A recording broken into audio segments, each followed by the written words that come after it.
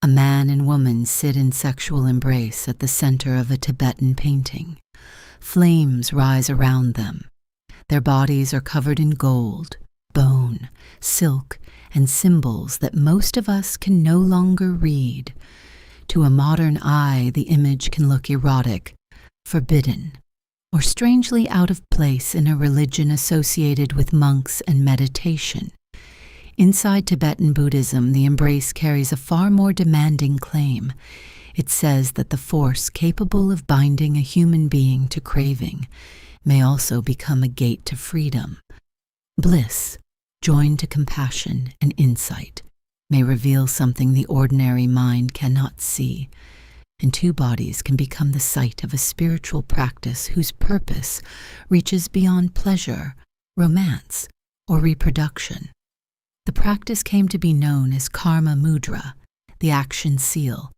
It has been protected as an advanced yoga, condemned as corruption, turned into fantasy, hidden behind vows, and invoked to excuse harm. Its story travels from medieval India to Tibet, from wandering yogis to celibate monasteries, from female adepts and translators to a physician whose teachings now reach students around the world. And its history begins before Tibet. Early Buddhist teachings identify craving as a cause of suffering. Monastic discipline creates a life shaped by restraint, celibacy, attention, and release. The practitioner studies desire carefully because ordinary desire tightens the sense of self. It reaches, grasps, consumes, and fears losing what it has touched.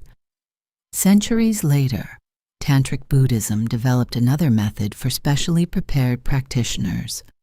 Across India, between roughly the 7th and 11th centuries, Buddhist communities created elaborate systems of initiation, mantra, deity visualization, ritual feasts, subtle body yoga, and meditation on death.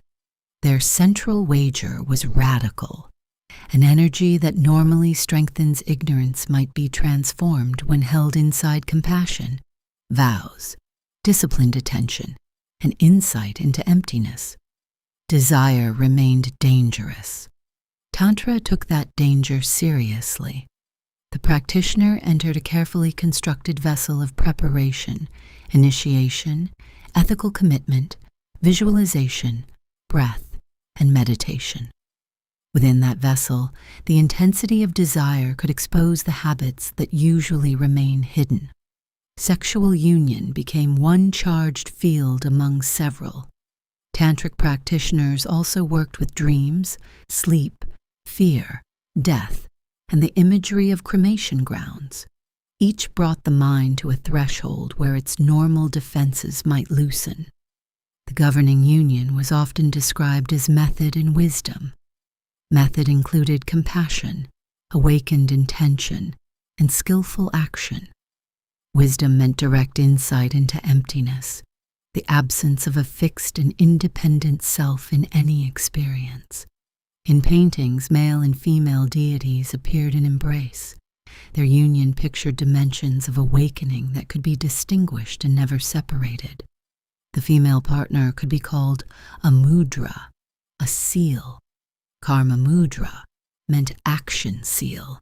Depending on the source, it named the physical partner, the partnered practice, or both. A visualized partner was often called Gyahna Mudra, the wisdom seal.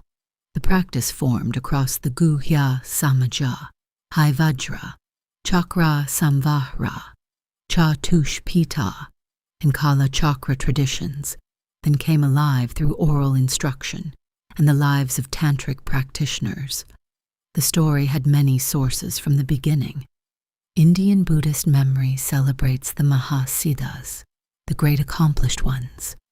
Their biographies are filled with kings, scholars, monks, laborers, wanderers, artisans, and women whose authority often survived only through stories written by men. These biographies belong partly to history and partly to sacred legend. Their message is consistent. Awakening belongs to no social class, institution, or costume. women stood near the center of this world. Tantric texts remember yoginis, dakinis, queens, and female adepts as teachers, initiators, and partners in realization. Their symbolic importance was immense. Their lived position was more complicated. Sacred praise offered no automatic protection from inequality or exploitation. That tension matters. It will follow Karmamudra through every century of its history. Among the most important Indian masters were Tilopa and Nāropa.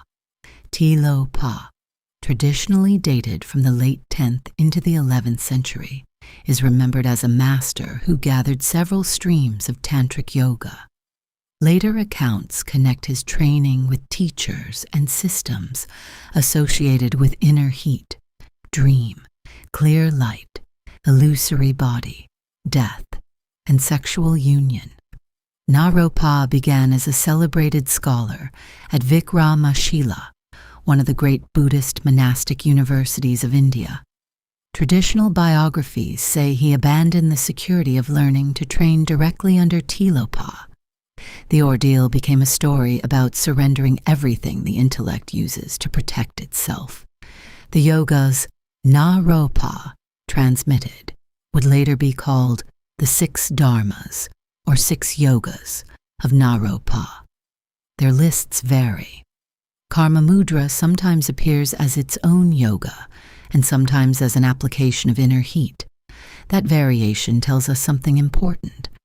The practice lived close to the center of completion stage Tantra. It belonged to a larger attempt to recognize the subtlest mind when ordinary thought falls quiet. Sexual practice was one part of a much larger yogic system.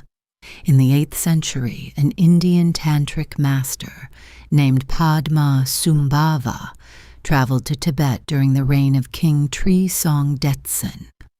Early sources associate him with the establishment of Samye Monastery and the ritual work that helped Buddhism take root on Tibetan soil. Later treasure biographies expanded his life into sacred history. They describe a master born from a lotus in Odiyana, trained across the tantric world, and appearing wherever beings need him. History sees an influential Indian teacher at the Tibetan court. Nyingma tradition sees Guru Rinpoche, the precious guru, whose awakened activity exceeds ordinary chronology. Both lenses belong in this story when their differences remain clear. The roots of Karmamudra were already present in Indian Tantra before Padmasambhava entered Tibet. His importance lies in transmission, memory, and embodiment. Traditional accounts pair him with Mandarava in India and Yeshai Tsogyal in Tibet. Mandarava is remembered as a princess who left royal life, trained as a yogini, and practiced with Padmasambhava. At Maharatika cave, tradition says they accomplished a longevity practice together. At Rehwalsar, a king tried to burn them. The pyre became a lake, and the pair appeared upon a lotus.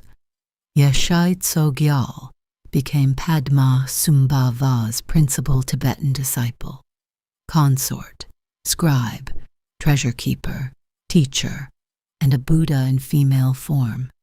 Her fully developed biographies appeared centuries after her traditional lifetime, which makes precise historical reconstruction difficult. Within the Nyingma tradition, her authority is foundational. Her stories describe deity yoga, inner heat, solitary retreat, partnered practice, treasure concealment, and the instruction of women and men. She emerges as a master in her own right. Through Padmasambhava, Mandarava, and Yeshai Tsogyal, Tibet received more than a method. It received a sacred image of partnership as a field of awakening. Several centuries after Padmasambhava, another wave of transmission crossed the Himalayas. Marpa Choki Lodro traveled from Tibet to India and Nepal in search of teachers and texts. He studied with Nāropa and Milarepa, translated what he received, and carried those systems home. Marpa was a householder. He farmed, married, raised a family, and trained disciples with severe intensity. His life showed that tantric discipline could live outside celibate monasticism. His most famous disciple, Milarepa, carried the yogas into mountain caves. Tibetan memory transformed the former sorcerer into its great poet of repentance and realization. He practiced in isolation, sang the teachings, and became a symbol of what a human life could become through complete devotion. Milarepa's disciple Gampopa brought together yogic transmission and monastic structure. Through him, the 6 dharmas entered institutions that would shape the Kagyu schools. Institutionalization saved the teachings. It also changed the conditions of their survival. Celibate monasteries could study subtle body yoga, inner heat, bliss, and clear light. A practice involving a physical partner created an obvious conflict. Teachers responded through strict restriction, emphasis on a visualized wisdom seal, the claim that literal practice remained necessary at the highest level, or the requirement that an ordained practitioner return monastic vows first. The disagreement continued across generations. Kagyu preserved the 6 dharmas. Sakya preserved Haivajra and the Lamdrai, the path and fruit. Gelug monasteries preserved rigorous completion stage literature within a celibate culture. Nyingma communities included monasteries alongside Nakpas and Nakmas, non-monastic practitioners whose households could carry forms of tantric life that institutions kept out of public view. Karmamudra survived through texts, symbols, caves, families, and hidden circles of practice. In the 12th century, the story enters the lineage that would carry Karmamudra into one of its clearest modern presentations. Yuthok Yunten, Gunpo the Younger, traditionally dated from 1126 to 1202, became the great systematizer of Tibetan medicine. He is associated with the final organization and transmission of the 4 medical tantras, the foundational corpus of So-Wa Rigpa, Tibet's science of healing. Yuthok was remembered as a physician, yogi, visionary, and non-monastic tantric practitioner. That double identity shaped everything that followed. A physician lives close to pain. Every day brings the body as it truly is, vulnerable, aging, desiring, frightened, and moving toward death. Medical knowledge can relieve suffering, yet knowledge alone cannot free a healer from pride, exhaustion, or fear. The Yuthok tradition asks the physician to cultivate clinical skill and spiritual realization together. Diagnosis becomes a form of attention. Treatment becomes compassion in action. The healer's own mind becomes part of the medicine. According to lineage history, a wisdom Dakini named Palden Treng taught Yuthok a complete spiritual cycle.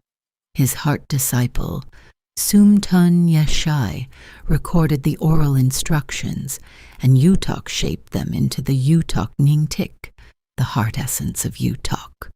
This account belongs to sacred lineage history. The surviving cycle reflects a mature meeting of Tibetan medicine, Nyingma, and later tantric systems, the 6 yogas, Mahamudra, and Dzogchen. Its structure matters.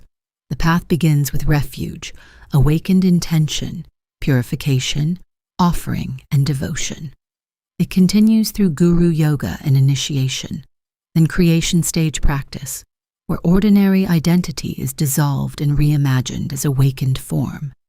Completion stage yoga works with channels, vital winds, subtle essences, inner heat, dream, clear light, dying, and death. Karmamudra appears within this complete progression. Mahamudra and Dzogchen carry the path toward direct recognition of mind's nature. The partner yoga sits inside a spiritual and ethical architecture. Every surrounding practice changes its meaning. Tibetan completion stage yoga describes the mind as moving on subtle winds through a network of channels. Thought, emotion, perception, and bodily energy travel together. As long as these winds follow habitual paths, ordinary divided consciousness continues. The yogas seek moments when those patterns loosen and subtler levels of mind become available. Inner heat is often treated as the foundation. Karmamudra intensifies bliss and uses that intensity as support for recognition. The sensation itself cannot complete the practice. Bliss held with grasping creates another chain. Bliss recognized as empty, luminous, and inseparable from awareness may reveal what the tradition calls clear light. Clear light refers to the subtlest luminous knowing beneath ordinary thought. Sleep, deep meditation, orgasmic intensity, and death may bring the conceptual mind to a threshold. Most people pass through such moments without recognition. The yogi trains to remain lucid. This is why Karmamudra reaches beyond the pursuit of orgasm. Its measure is the freedom present within the experience. Can pleasure remain vivid without becoming a demand? Can the sense of self and other soften while compassion stays awake? Tantric Buddhism calls the deepest union bliss and emptiness. Bliss keeps the realization embodied and immediate. Emptiness releases the grasping that turns experience into identity and possession. The union also appears as method and wisdom, compassion and emptiness, appearance and openness. Male and female figures represent these polar principles in traditional iconography. Their symbolism cannot be reduced to fixed gender roles, and modern Yuthok teaching explicitly addresses people of different genders and sexual orientations. The practice may involve a physical partner, a visualized wisdom partner, subtle energy, or awareness itself, depending on the lineage and level of instruction. Dr. Nida has publicly described two systems within the Yuthok presentation. One assumes advanced mastery of channels and winds.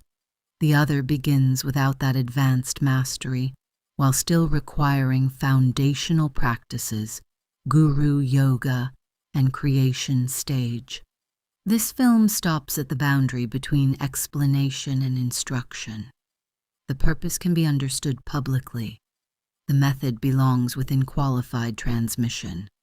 Secrecy helped Karmamudra survive. It kept advanced methods connected to preparation, protected practitioners from pride and public misunderstanding, preserved sacred commitments between teacher and student, and prevented charged symbolism from being stripped from its religious context and sold as spectacle. Secrecy also created darkness in which authority could be abused. A student who understands none of the qualifications, boundaries, or purpose of a practice may be unable to distinguish authentic instruction from a teacher's desire. Spiritual status can create pressure that makes free consent impossible.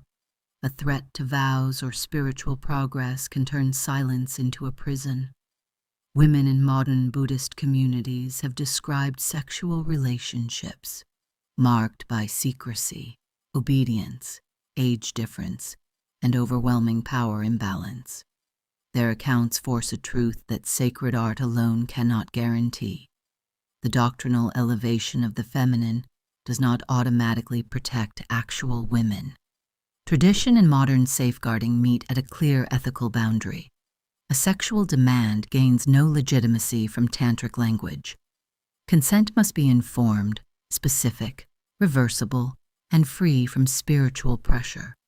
deception, grooming, threats, retaliation, and secrecy used to protect reputation belong to exploitation. A partner can never be reduced to an instrument for someone else's realization. Dr. Nida made this crisis part of his public teaching. His 2018 book, Karmamudrā, The Yoga of Bliss, is dedicated to victims of sexual abuse, especially abuse committed in spiritual and religious settings. He argues that education can protect students by giving them enough context to recognize misuse. The vessel includes ethics. The 20th century brought political upheaval, destruction, exile, and the rupture of Tibetan communities. Monasteries and medical institutions were damaged or lost. Teachers died. Texts disappeared. Systems carried through memory and personal instruction came close to silence. Survival depended on overlapping vessels. People carried empowerments and oral teachings. Families preserved household traditions. Physicians carried medical lineages. Monasteries were rebuilt in exile. Textual collections safeguarded instructions that had become rare in lived practice.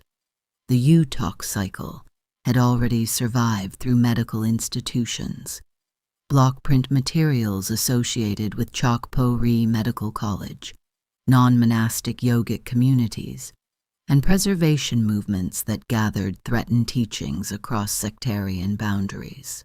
Khenchen Troru Tsainam, born in 1926, became one of the important physician scholars who carried Yuthok teachings through the centuries' upheavals.